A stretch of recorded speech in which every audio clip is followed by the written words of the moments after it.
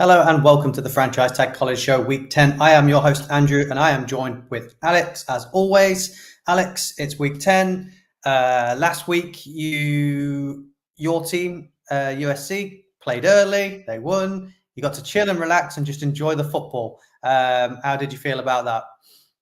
Yeah, I actually missed that game because it was on the Friday night. But I was pleased to see a win at home, a fairly competent, convincing win. So hopefully they're back on track a bit now, ahead of their clash with Washington this week. But yeah, it was good to win again after that streak of close losses. So hopefully, they'll be back on track, and it's good. Woody Marks especially looked good, the running back.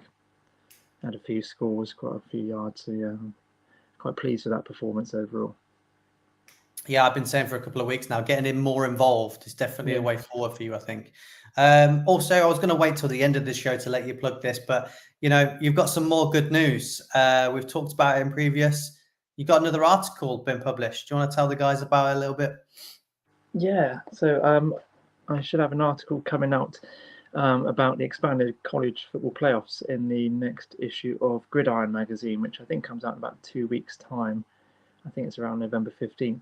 So yeah, I'm pretty chuffed to be in that one, be included in the print version this time as well, not just the digital version. So yeah, get yourself down to your newsagents and pick that one up. As soon as it's out, we'll get it up on our socials as well and get it shared so everyone can have a read of that. Some absolutely fantastic work in your writing. So yeah, get other people reading that. But we'll move on to some of the bigger games that we looked at. And first up, we looked at, I want to say LSU at Texas A&M was our first game we looked at. It was the primetime game. The score ended 23-28 in Texas A&M's favor. This game was 17-7 at the half in the favor of LSU. They looked quite decent. Garrett Nussmeier was playing well.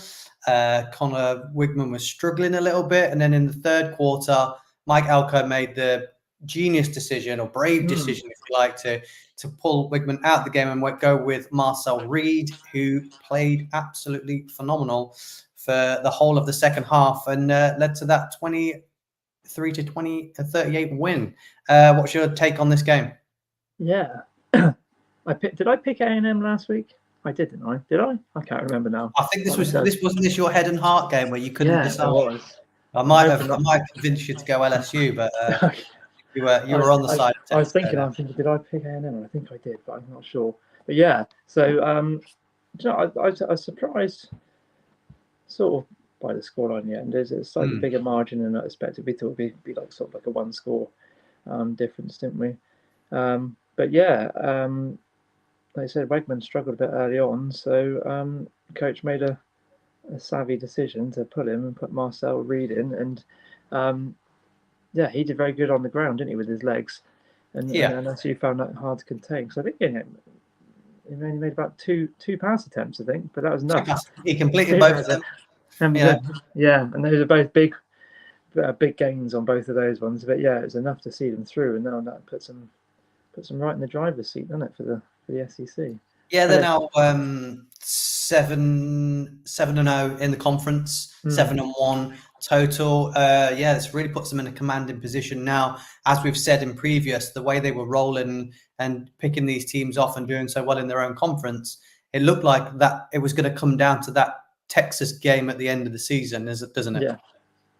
Yeah, it does. And even if they lose that against Texas, that they've still got a fair chance of getting into this expanded playoffs, especially being an SEC team, gives them a bit of an advantage, I think, in the playoff committee's eyes. But yeah, they're in a strong position now.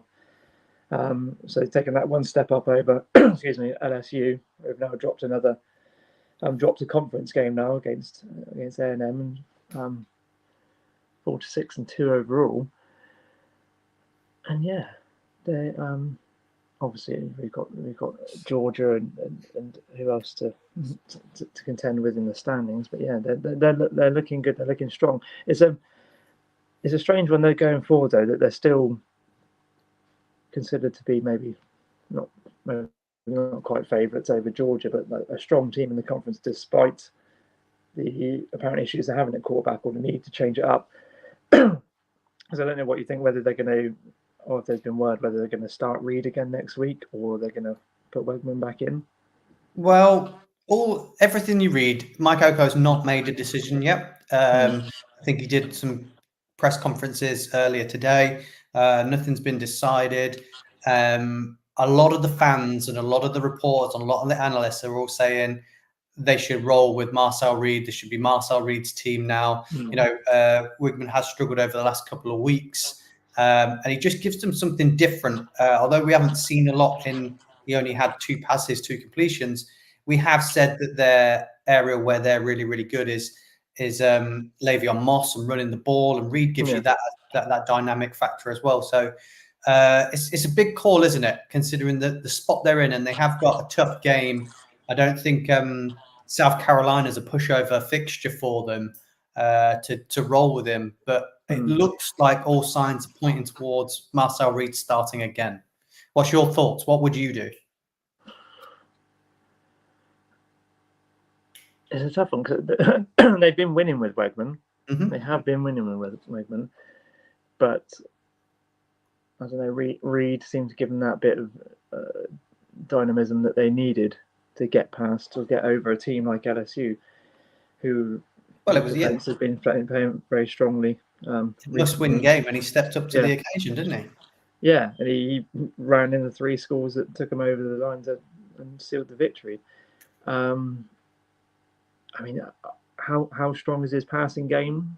Reed, I don't know. He didn't have to pass much in that game because he was so good with his legs, and the LSU didn't have an answer for him on the ground. So it might be a try it and see sort of situation. If he can manage the whole game, if he can manage to pass it when he needs to pass it, to run when he needs to run. I don't know. It's a quandary, but. I think if it was New Mexico State they had, who they've got the following week, I would have gone, roll with him, put him out, see what he can do.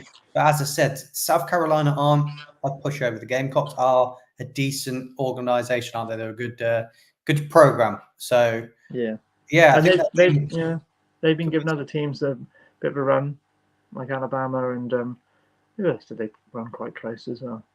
I can't remember now. But no, they're not a pushover team, South Carolina. They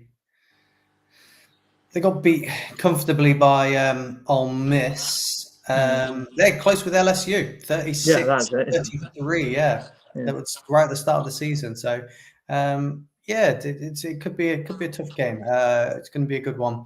But they're in the driving seat now, as we've said, and all signs are looking good for Texas A&M going forward. It's going to be really interesting, as we'll probably look at a little bit later in the rankings that will be coming out. But we move on to our next game that we looked at. It was Notre Dame at Navy. This game ended 51-14 to Notre Dame. I convinced you that this game was going to be a bit closer than this, but Notre Dame, yet again, come out and just annihilate a team that was playing some excellent football at the minute. What was your take on this one? Yeah, I'm glad I went with my head picking this one. But yeah, I was like just looking at it, the way Navy have been playing and the way they've been running their offense. We expect them to put up a few more points than this. But this just shows the difference in caliber between the two teams. It's a bit of a shame because the Navy storyline was quite a nice one, a bit of a fairy tale one. One of the service academies coming through potentially for an undefeated season, getting themselves ranked in the top 25. And then they come against Notre Dame, who are considered a real contender as well, and they just got absolutely undone. Blake Horvath, the Navy quarterback, who's looked quite exciting and quite proficient throughout the season, didn't when they met in MetLife. So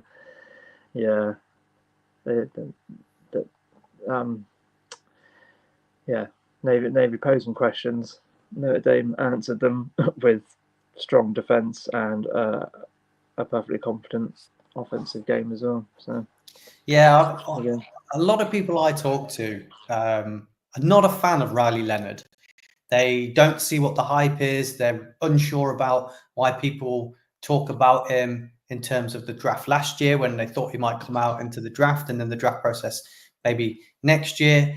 Now, he's predominantly a guy that uses his legs, doesn't tend to lead with his arm, but he had a really good game against Navy, and they're putting together a really, really nice season. I mean, before the season started, I thought they might go unbeaten. I thought they had a chance at an unbeaten season and would automatically qualify them for the playoffs. Maybe in that 5th seed, I thought they might be able to snatch that 5th seed.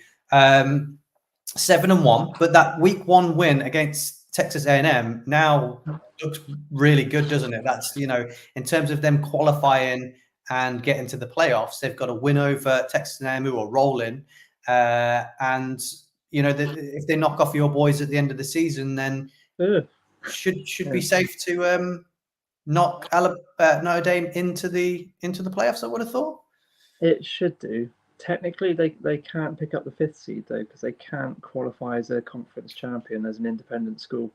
But they could quite easily come in the next round in the 6 to 12 sort of rankings. Yeah, I think they're definitely up there, because where they ranked in the AP poll at the moment, it's like 10th or 11th, maybe even higher. I can't remember now. Well, but I mean, that's separate from the College Football Playoff Committee's rankings, but it puts them in good stead for where they are. I mean, if 8th currently. Yeah. I mean, they're definitely in for a very good shot of one of the highest ranked non-top 5 conference champions. So yeah, and the way they're playing, if they close out the season strong, if they win out the season, then they're in. They've got a couple of tough. Who else they've got apart from USC, because they finished with USC.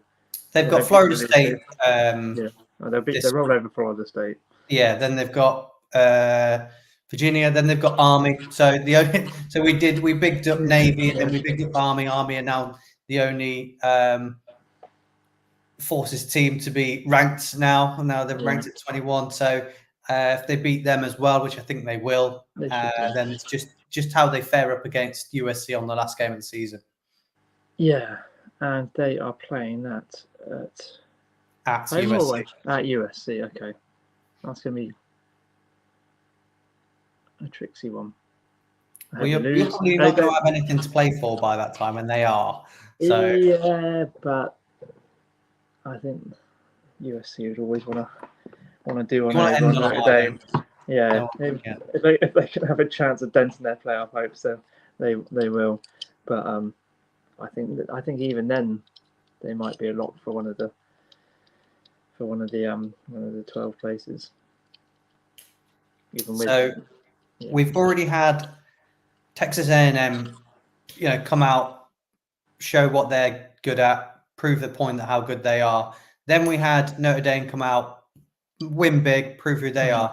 And then our final game we covered was Illinois at Oregon. The game ended 38-9. And Oregon, again, another team that have come out and gone, yep, this is who we are. Look how good we are now. Forget about what you saw at the start of the season. We've arrived.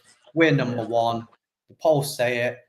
Look how good we are. They're looking, before the season, people had them going all the way to the championship game, definitely would be in the top 4. And, I didn't think they'd beat Illinois this easy. It was comfortable for them. What was your take on this one? Yeah, I think that sums it up, being comfortable. I mean, I tuned into a bit of this game, and it was just all Oregon. Illinois was struggling to get anything going offensively, and their defense, which has been strong, like really strong this season, Illinois' defense had not many answers at all. I was watching it when I think it was Tez Johnson scored the first touchdown, and he just ran through them. Yeah, they had to travel a long way, Illinois, like from the Midwest to the West Coast. That may have had some factor on it, but it's almost a shame for Illinois, because they were hanging with some strong teams throughout the season. Their previous losses weren't complete. Well, they weren't complete blowouts, were they? So this one was, and they've come up with it against a team that is just like running on all cylinders. It's just, Dan Lanning has got this team in a position offensively, in a position where they can just cut through teams. The trenches are solid now. The defense is playing decent. I mean, because this is a big swing from obviously the blowout of Purdue, but then the Ohio State game, when that became more of a shootout, so they could keep up with that. But this just showed that also they can shut teams down, and teams that are maybe not of quite of high caliber as a team like Ohio State or something like that, they are crush them in the way that they should. Even though Illinois are, I'd say, more like they're not a bad team. They're like sort of like a mid to high level ranked team, but yeah, they just not on the same plane as Oregon at the moment. Oregon have elevated themselves up to be at like the pinnacle of how programs should be operating. And I don't see many teams better than them at the moment. No, they're number one for a reason, aren't they? Yeah. It's really interesting to see as well how they had their struggles at the start, and Dan Lanning has moved things around and changed things and done stuff to get ready for that Ohio game, and then gets over the hurdle on that. And then there's no hangover of beating them. They come out and they destroy Purdue and they destroy Illinois. They've got Michigan this week. Yeah. Now Michigan again without Will Johnson. So I think Oregon are going to have another field day, aren't they? They're, with how good they've got and the offensive weapons they've got, they're surely going to have a field day against Michigan, right? They should do, yeah. They absolutely should. They're going to play against Michigan the way I thought USC were going to do it when they met them earlier in the season, and in a game that they should have won. And I mean, the trajectory of the way Oregon's season has gone, what I was hoping for USC after that Michigan game, there were some mistakes. They lost a close game, and they're going to learn from that and build on that, which is what Oregon have done. Address their weaknesses and deficiencies, and just become more efficient in every aspect of the game. Whereas USC just seem to be making the same sort of mistakes over and over again. I shouldn't harp on about USC, but yeah, I think the game against Michigan will show. I mean, Michigan's a tough defense at times, isn't it? It's not been up to the caliber of what it was last season, or maybe even quite earlier in the season. But it'll be a test. Definitely not too tough of a test for Oregon. I think, this could be one. I mean, if Michigan can't score or can't get it going offensively with Warren, and there's a fair chance that they may stutter, then I could see Oregon winning this by 2 or 3 scores, really. The spread on it is 14.5 in Oregon's favor. Yeah. I think there's a possibility Oregon cover that and then some. Like I said, with Michigan without Will Johnson in secondary, I just think their wide receivers are just going to have a field day. So yeah, it could be an interesting fixture. We move on to the big game, the only game of this week. Week 10 is looking up and down the fixtures. There's only 2 ranked opponent matches, isn't there? The one we're going to talk about, and then whatever the SMU game is. Pitt and SMU. SMU. That's the only ranked game, isn't it? I believe. Yeah. I mean, I know you were talking about this earlier, thought maybe not the most exciting game, but it's got quite big ramifications for the ACC. I mean, Pitt's undefeated at 7-0. Who have they really played at the moment? I'm not sure really. And sorry, interrupted again by a child. You can get a drink yourself. Go. But SMU are looking quite good, I think, at the moment. Who did they knock off last week? Who did they beat? Oh, Duke. No, it wasn't Duke. Who did they beat last week? Oh, I've completely lost it now. But they've had some good close wins. And they're looking fairly strong. Obviously, they're contending with the likes of Miami and Clemson at the moment in that division. But yeah, if Pitt can win, are they the only undefeated team then in the ACC? Clemson have dropped one. Miami are still undefeated, aren't they? Miami haven't lost one.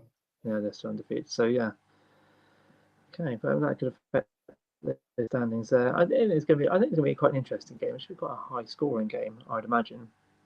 The way that both these teams have been playing, because SMU have been putting other points. Yeah, it's good. I mean, I think in terms of that conference, it's not overly been exciting. I think, Miami, despite the fact being unbeaten, a lot of people still aren't convinced by them, not convinced by their wins. So I think in terms of playoff picture, unless you win the championship game, I don't think your position in the playoffs is guaranteed out of that division. I think you've got to win the championship game in that one. Yeah, I think it's likely there's only going to be the one team. I think two could get through. It's one. We'll talk about it later when we get onto that part of the show. But yeah, we'll leave that one for later. But yeah, I think they could get two. But definitely obviously the person who wins it will qualify. So we'll move on to the Ohio State at Penn State game. This is the 4th seed against the 3rd seed. This is a big game in terms of the coaches, Ryan Day and James Franklin.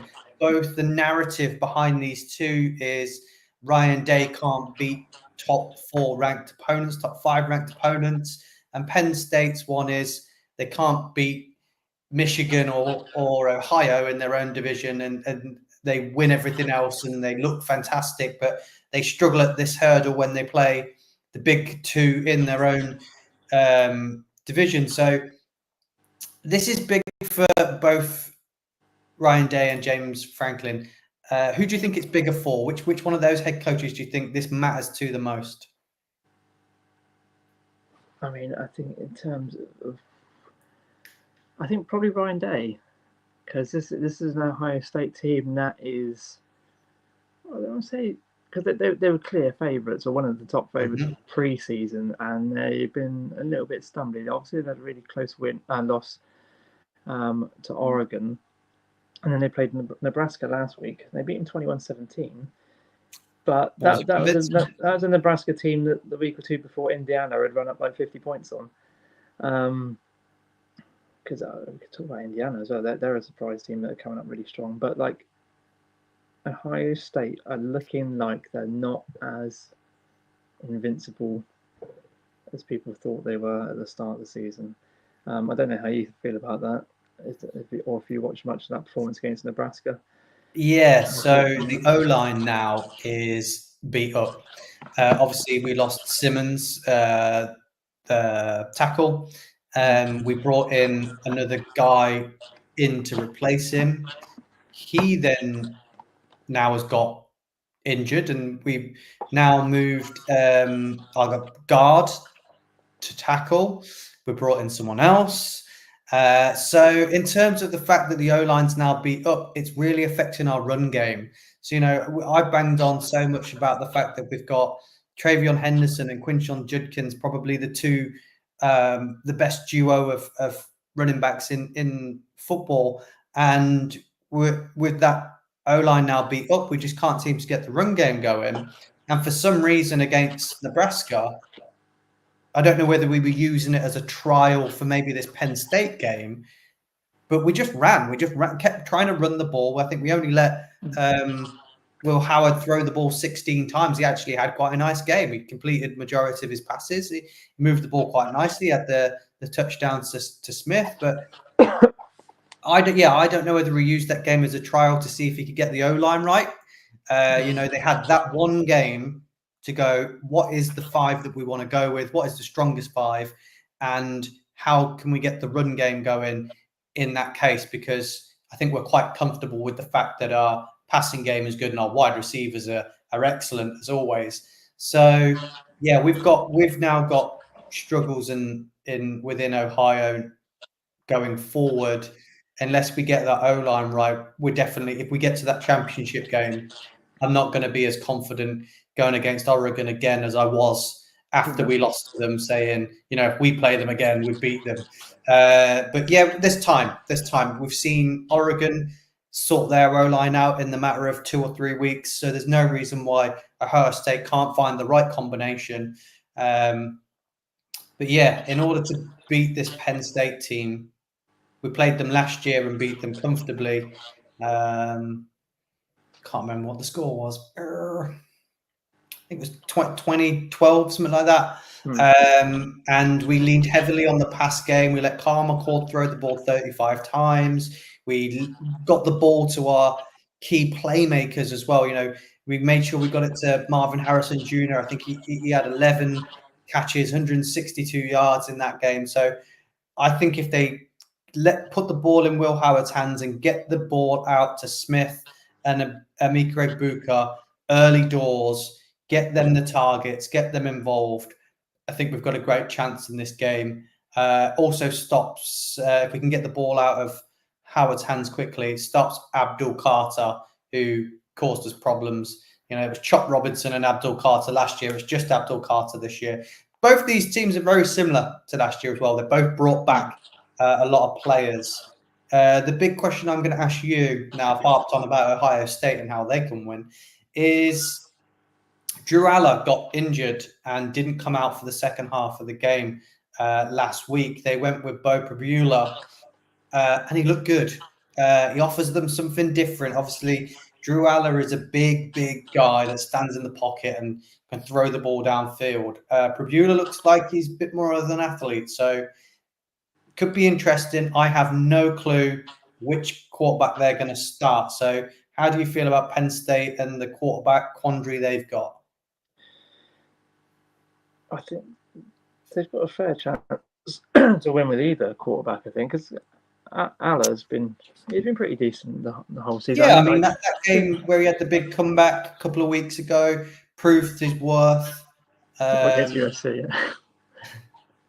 Is So, that what yeah. you're talking about? Yeah, I mean, I tried not to.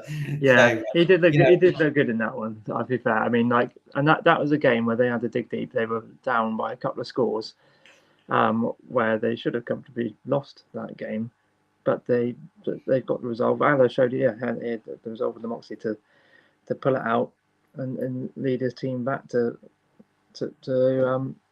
overcome that deficit. Obviously, the defense stepped up as well and stopped what a USC team that was quite proficiently scoring at that time. And I think that's what they've got to do again. They've got to play hard on defense. They've obviously got to shut down Ohio State's run. If they can shut down Ohio State's running game, make. But said Howard had quite a good game passing. He's been playing. I can't knock Howard in any of the games. No. Even in that Oregon game where I said this was the game he had to prove it to me, he had a good game. And last week he had a good game. He probably will have a good game this week as well. Yeah, I mean, I'm expecting Ohio State to score a lot of points again, and Penn State are just going to need to stop them wherever they can, try their best to hold them to field goals rather than touchdowns, and score themselves as well, and score a lot. And whether that is with Aller or Pribula, I don't know. They might even have to. I don't know. Would they do a similar thing to A&M and do a bit of a switch up if they find they're not making progress with Aller? Could they? I think they. Yeah. The question is around Aller's health, really, isn't it? Is he fit enough to go? Right, yeah. He was out injured. It wasn't the fact he was struggling last week and they benched him like we saw in Texas A&M. He got injured and came out of the game and didn't come out for the second half.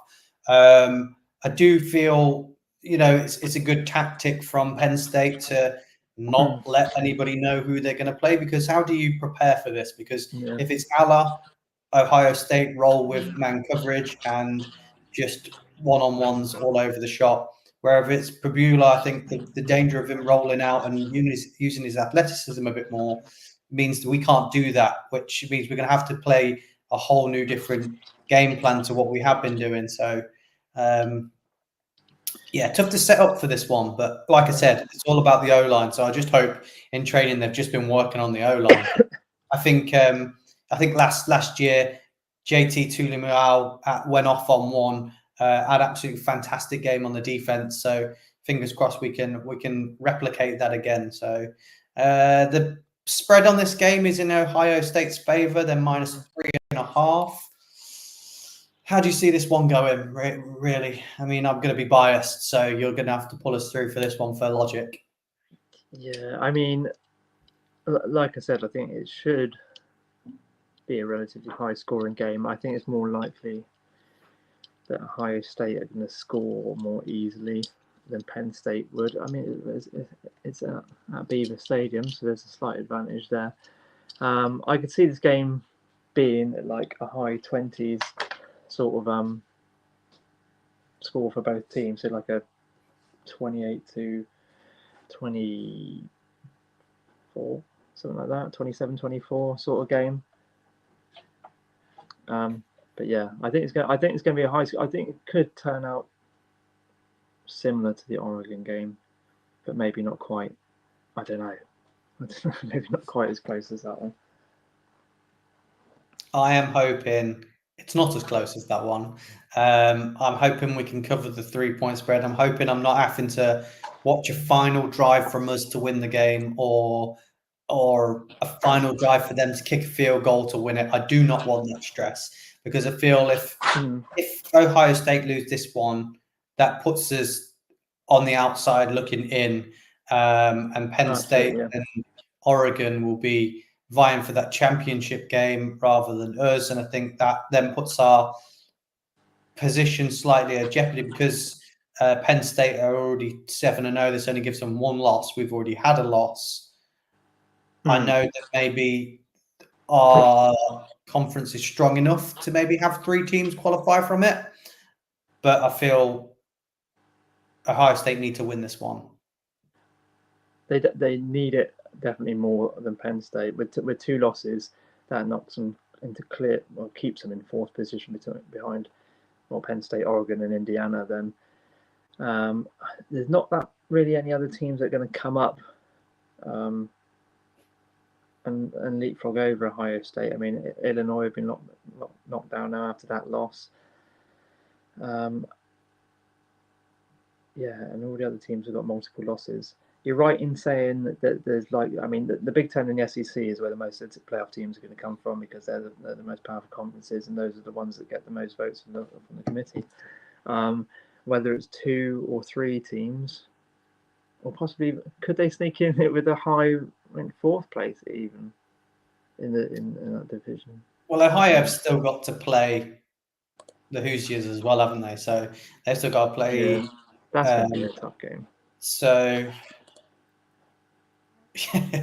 I thought this season was going to be simple for us. We'd be vying it out with Oregon, maybe beat Oregon, happy days, championship game, playoffs, win it in the playoffs. But it's now coming down to, can we beat Penn State? Can we beat Indiana? This is a tough one. But yeah, I think 3. I think only 3 can come out of this.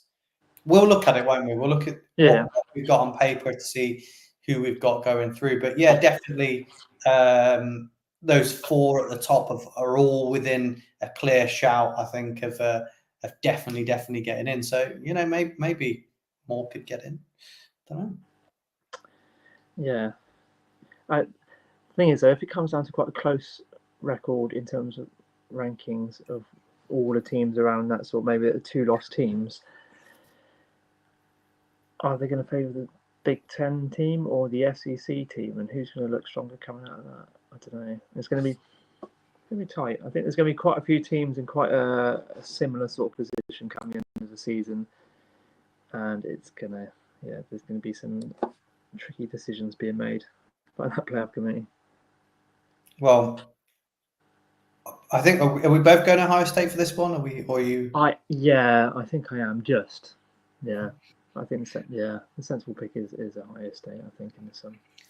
Well, as we've said, that was the main game of this week. We did mention, obviously, the fact that SMU and Pitt were playing each other. I have no idea who will win that one. I think Pitt might win it. I think I'm leaning on that side of the fence, I think, at the moment. In terms of any other fixtures, was there any others you've got your eye on at all? only USC and Washington, really, because that should be. I mean, there's not quite any playoff ramifications, anything like that. I think, but I just want to see him beat up on Washington, which they probably bloody won't at the moment. I think Florida Georgia could be an interesting game and slightly more. Yeah, Florida have seemed to have pulled it back a little bit over the last 4 weeks, haven't they? They had that narrow loss to Tennessee, but they beat Kentucky comfortably. They beat UCF comfortably now. So yeah, I think the Florida Gators. I thought their head coach was going to be fired by but he seems to have managed to keep himself in the seat, and it could be interesting. Carson Beck's got to prove his worth again, I think, in this one, but they should win that one. Yeah, they should do. They really should. If they don't, there'll be big questions. But I think that they'll win comfortably-ish. I think Florida will be give them a few problems, but nothing that a team like Georgia can overcome. Yeah, and other than that, I think we've mentioned all the others. The Texas A&M at South Carolina, I think that's a game to keep an eye on. And the Oregon at Michigan game, I'll still keep my eye on it anyway, just in the hope that Michigan can somehow manage to pull off a victory against Oregon. I don't know how that's going to happen, but in terms of that, I don't think there's particularly any other big fixtures to keep an eye on. And maybe Kentucky at Tennessee, but. Yeah, I mean that's an important game for Tennessee because they've still got playoff aspirations. Yep. They could come in as like the 12th seeded team, possibly as a fourth place sort of SEC team. So yeah, they need that. Well, they need to win out the season really.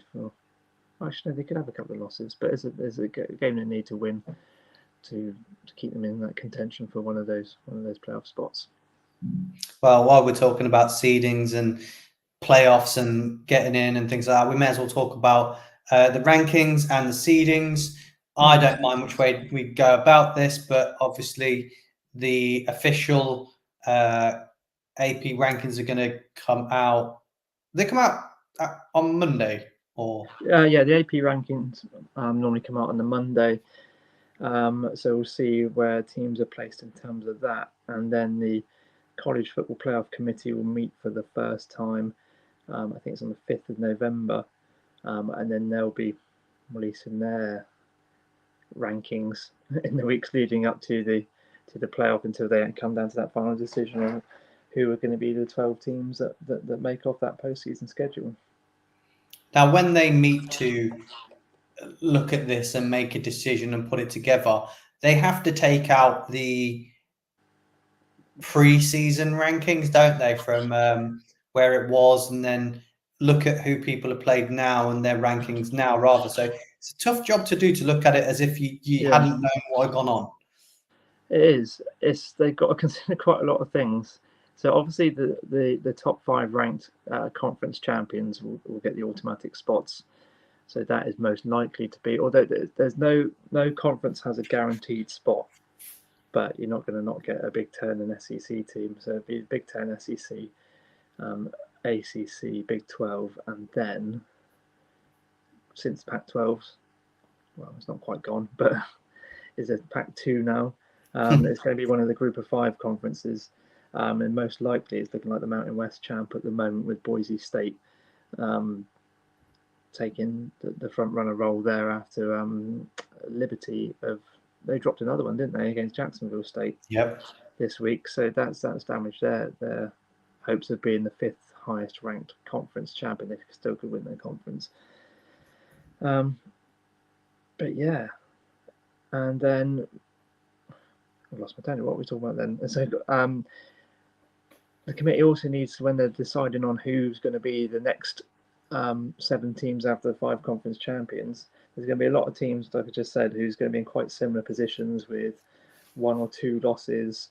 The committee is going to need to consider the strength of schedule, which is what I find quite a strange one, because it's the schools themselves determine their own schedules. So it sort of favours you to have a stronger schedule But then it's tougher to win those games. But if there's teams with the same amount of losses, but one of them is deemed to have played a tougher schedule, then that'll give them the advantage. They consider common opponents, so things like say Indiana and Ohio State finished on the same record. They might look at Nebraska and say, "Oh well, they both played Nebraska, but Indiana beat them a lot more comfortably than Ohio State did," and that could go in their favour. Yeah, and a lot of it just comes down to opinion and perception. And I mean, we saw last year when it was just a 14 playoff, they were trying to get, when they said the best 4 teams, who they thought were going to be the best 4 teams in the playoff, rather than the teams who had the best 4 records. Like, that's why Florida State missed out, because despite being undefeated, they thought, well, without their starting quarterback, without Jordan Travis, then they're not going to be as good as a one-loss Alabama team in the playoffs. And it just seems I mean, it was probably true, but very unfair. Yeah, it isn't. Yeah, it might be true. But then they still went and won their championship game with their backup. When they played, it was Louisville, and they beat Louisville, I think, in the final. But yeah, it's one of those ones where, and it's sort of what sets college football apart from the NFL and other professional sports, in terms of it's not, you can't just score the most points or have the best record and win. You've got to convince people that you are the best team as well. Well, should we have a quick look at the seedings, and we'll put together quickly. We won't spend loads of time on it, but we'll put together quickly what we might think the 12 would be. We'll start off with number 1. Now, number 1's surely going to be either the winner of the SEC championship or the winner of the Big Ten championship, isn't it? It's going to be one of those two. In my eyes, it's going to be, as it stands, Oregon, or for me, Texas. Is it the same for you, or are you steering towards Georgia? Yeah, I mean, I would go. I'd put Oregon at number 1. Still at the moment, I'd still hold Oregon at number 1, especially if they go undefeated on the season. And then I'd see Georgia, because Georgia played Texas. Yep. And beat Texas. And if it came down to that in the championship game again, I think I might still favour Georgia to win that game, and then lock themselves into the number 2 spot there. Now, the next 2 spots will be taken up by the Big 12 and the ACC. The champions from them. Do you think? I think it's going to be the ACC, probably, maybe with the stronger seed in it. Or I mean, if it's you would probably favour if it's Miami, or Clemson. Beat them, won't they? Yeah, if it's Miami, or even if it is Clemson, it'll be one you'd loss. Probably favour them over BYU, or I don't think Iowa State are going to be up there, but I don't think they're going to win the conference. I think it's probably going to be BYU the way it's going. But yeah, I think I would pick whoever's going to be ACC champion, and I'm going to go with Miami on that one. Well, I'm 50-50 because I'm on the Clemson train at the moment. Yeah. I do think if it is Clemson versus Miami in that championship, I think Clemson will beat them, just because I'm not convinced by Miami and against some of the smaller teams they played, and Cam Ward has had to bail them out. But I'm happy to lock in Miami just for now for the purpose of this. And then we're both saying BYU for the Big 12. Yeah, I'm leaning towards BYU. I like that BYU team. I like the way they're a lot of people are likening the BYU team this year to the TCU team of a couple of years ago, aren't they? They're kind of saying it's a similar type of run and feel to it. So, I can understand that. We move on to the 5th seed. Again,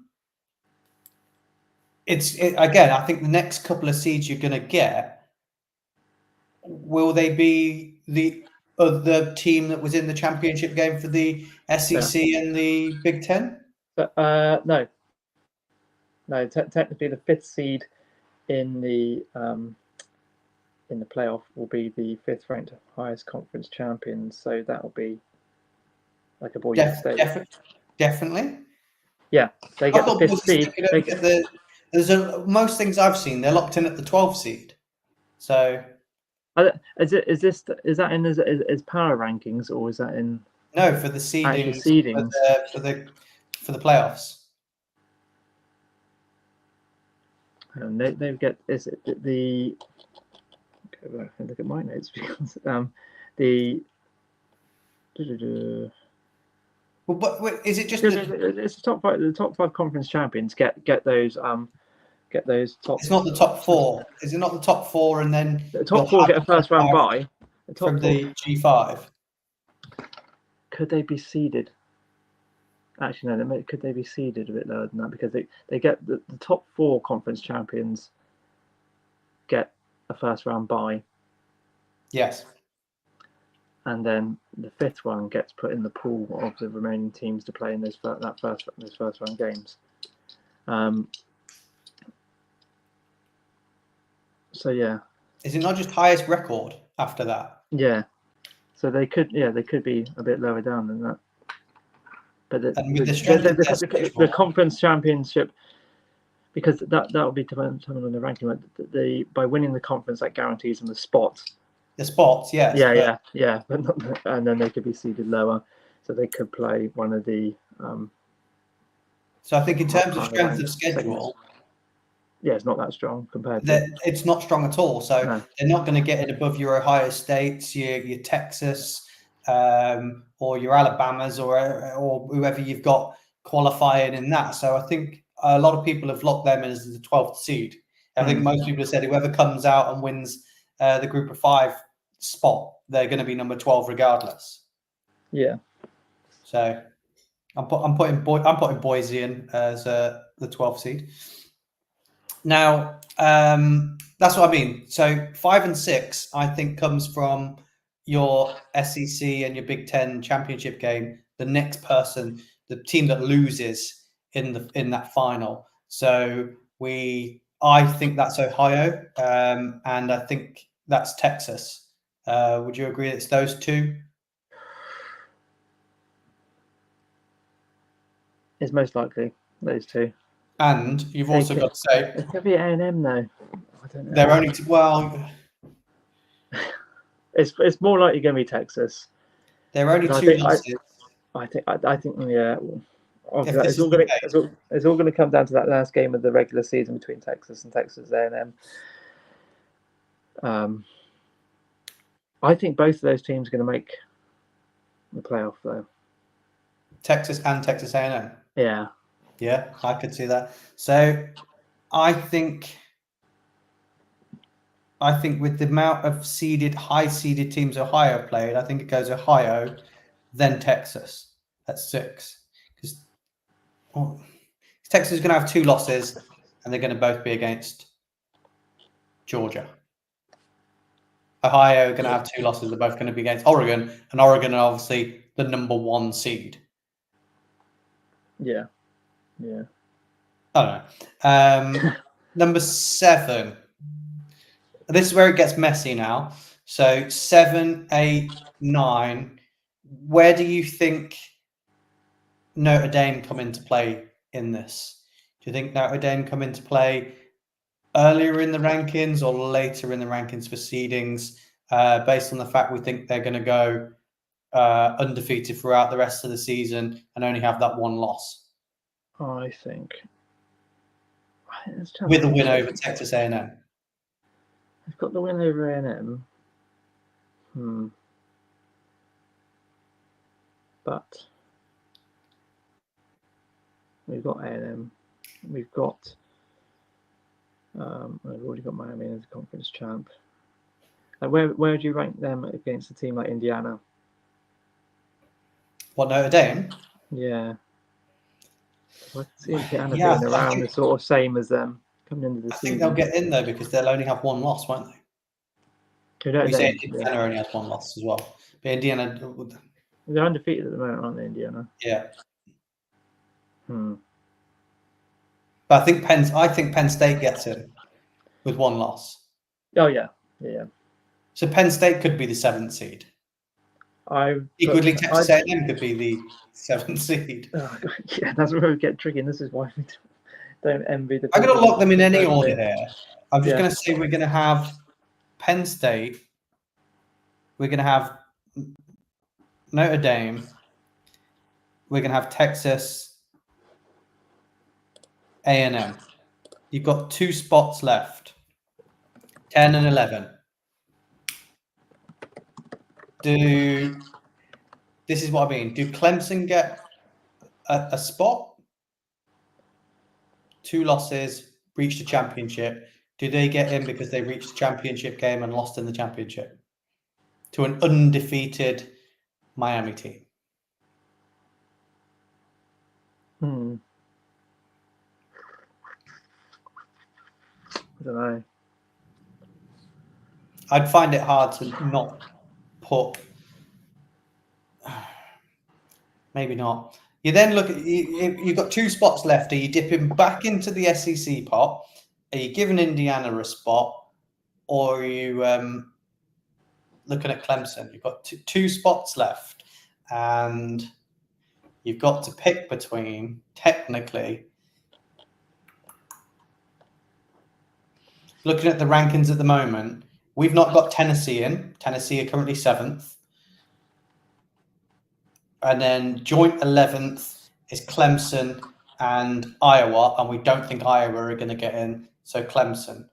And then you've got Alabama on the outside looking in, LSU on the outside looking in, Ole Miss on the outside looking in.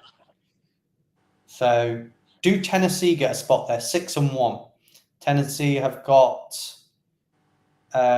Georgia left to play, so there could be a 2-loss team, the same as Texas, but Texas was saying reached a championship. 2-loss team. Their losses came to Arkansas and Georgia, and they beat Alabama, Florida, NC State, Oklahoma, who are still ranked.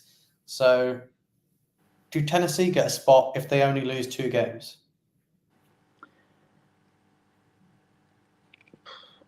Quite possibly. But then who's one of the 2-loss teams that misses out? The other currently 2-loss teams in their division, in their conference, are Alabama. Yeah. But Alabama have got, I've only got LSU left to play. LSU, so that's going to be that's a key matchup. LSU Alabama game. That's the following week, and then Ole Miss only lost 2, and they've got Georgia still to play. In terms of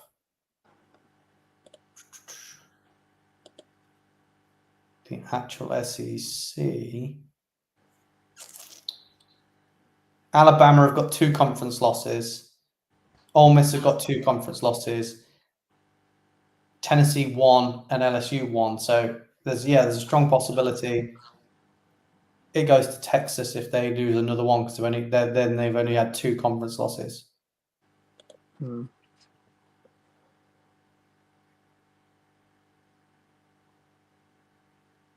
It's tough, isn't it? And this is why the 12-team playoff is so much better. Yeah, because it allows these sort of quandaries and these teams, so many more teams, to be in the running right up until the end of come right down to the wire. So we could be like come down to the final game of the season of multiple teams on a similar 1 or 2 loss record, and it all comes down to that last game. So yeah, Clemson currently 5-0 in the conference. So they lose the championship game, but go unbeaten in the conference. Their only loss is to Georgia. I think Clemson gets a spot. Do you think so? Yeah. So it all depends now. 10th spot. Do you think it comes out of the SEC? Do you think they've got that much strength of power within the NCAA that the spot comes from there? Or do you think the Big Ten could steal that other spot and it be Indiana? I would like it to be Indiana. Don't think they've had this schedule, have they? But no, they haven't compared to some of the SEC teams.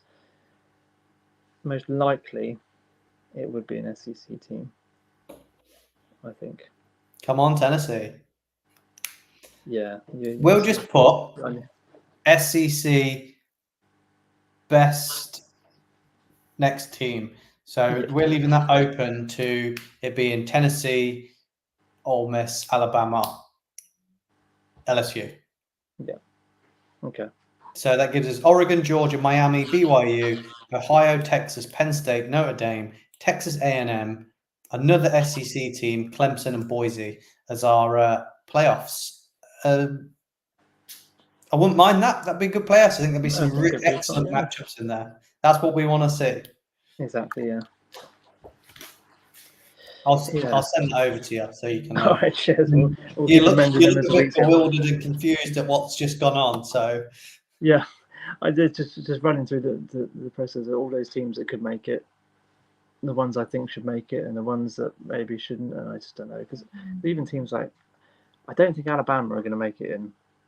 They shouldn't. They shouldn't, and I don't think LSU are quite going to make it in, but maybe they should more. And Tennessee is a team that should quite possibly, they should, should maybe make it. But I think these next few games will really determine that for them. So yeah. I mean, they're just predictions at the moment. Anything can happen. We've already had some wild results in the college season so far. So more of that. Keep it going. Best of luck to everyone's teams. This is all we've got time for. We'll maybe put a graphic together. We'll put our heads together. We'll come up with a better 12. We've quickly got a 12 there, but we might put a graphic together and get our playoff picture out. But yeah, come on, Buckeyes this week. This is a big game for me. Yeah. But yep, thanks for joining me. And as always, keep it with the franchise tag and see you again very soon.